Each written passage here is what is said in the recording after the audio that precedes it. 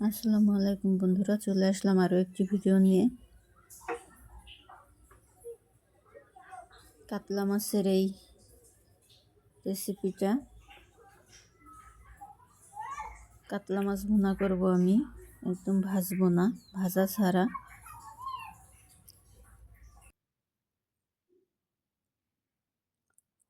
এর জন্য প্রথমে আমি কাতলা মাছ নিলাম,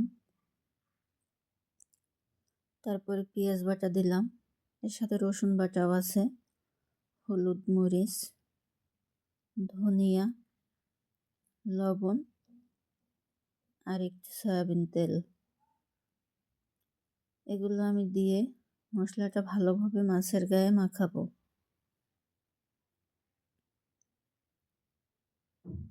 সুন্দর করে মাখাতে থাকবো মশলাটাকে।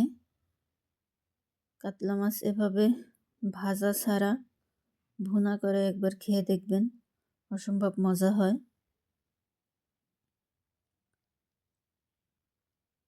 মাছটা অনেক ফ্রেশ ছিল, এই জন্য আমি মাছটাকে ভাজবো না, ভাজা ছাড়াই কষাইয়া তারপরে ভুনা করব।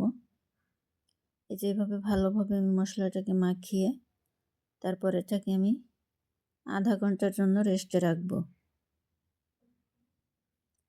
ঢেকে রেখে দেব আধা ঘন্টার জন্য। এই তো আধা ঘন্টা পর আমি চুলায় চলে আসলাম। এই জন্য একটা কড়াইয়ের মধ্যে তেল দিয়ে নেব।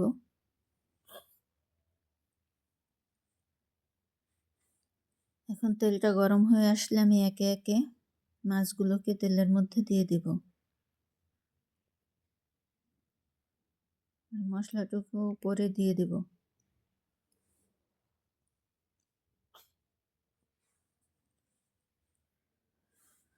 এভাবে চুলার আঁচটা একদম কমিয়ে ঢাকনা দিয়ে 5-7 মিনিটের জন্য রেখে দেব। 5-7 মিনিট পরে এভাবে আস্তে আস্তে ঘুরিয়ে ঘুরিয়ে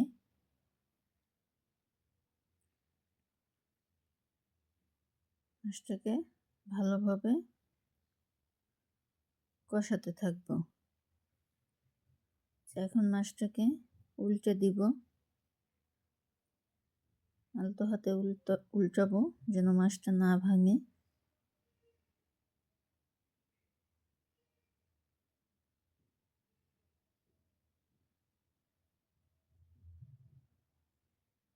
একটু উল্টানো হয়ে গেছে, এখন আবার ঢাকনা দিয়ে ঢেকে রাখবো 4-5 মিনিটের জন্য। ফিরে আসলাম 4-5 মিনিট পরে। আবার মাছটাকে এভাবে একটু উল্টে দিব।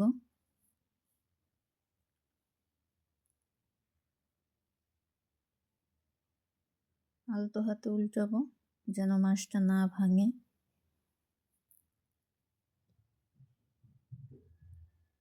এই তো আর একটু কষাবো মাছটাকে। এখন আমি যে বাটিটাতে মাছটা মাখিয়েছিলাম ওই বাটিটা ধুয়ে ঝোলের জন্য পানি দিয়ে দেব। এটার মধ্যে এখন আমি দেশি টমেটো দিয়ে দেব, দেশি পাকা টমেটো। এটাকে ঝোলটা বলক আসলে দিয়ে দেব।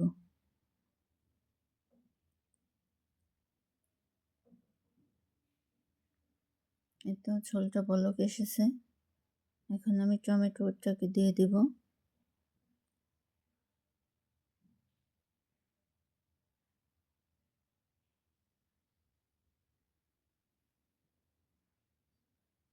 দেশি টমেটোটা দিলে একটু হালকা টক টক লাগে, খেতে অনেক ভালো লাগে। তো আমি ঢাকনা দিয়ে ঢাকা রাখবো 3-4 মিনিটের জন্য। ফিরে আসলাম 3-4 মিনিট পরে। এখন একটু ভাজা জিরার ফাঁকি দিয়ে দেব, আবার একটু নেড়ে চেড়ে দিব, আলতো হাতে নাড়বো যেন মাছটা ভেঙে না যায়। এখন ধনিয়া পাতা দিয়ে দেব।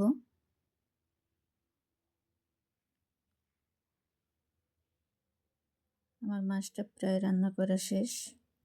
আমার ভিডিওটি যদি কারো কাছে ভালো লেগে থাকে আমার চ্যানেলটি সাবস্ক্রাইব করবেন আর ভিডিওটি দেখার সময় অবশ্যই একটা লাইক দিয়ে দেখবেন।